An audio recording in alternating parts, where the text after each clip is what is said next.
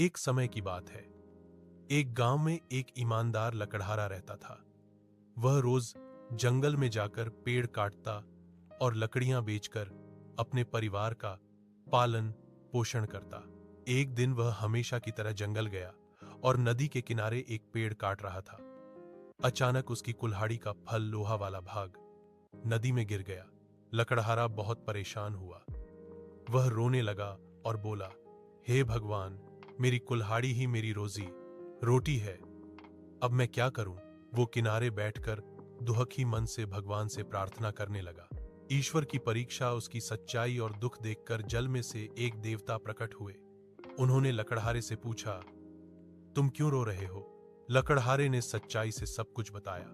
देवता मुस्कुराए और नदी में गए। थोड़ी देर बाद वे सोने की कुल्हाड़ी लेकर आए और बोले, क्या यह तुम्हारी कुल्हाड़ी है?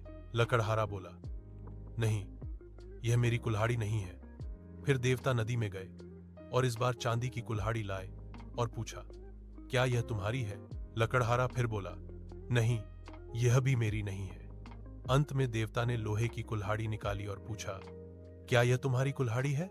लकड़हारे का चेहरा खुशी से चमक उठा और बोला, हां, यही मेरी कुल्हाड़ी है। इनाम देवता उसकी ईमानदारी से बहुत खुश हुए और बोले, तुम सच्चे और ईमानदार हो, इसलिए इन तीनों कुल्हाड़ियों पर तुम्हारा हक है।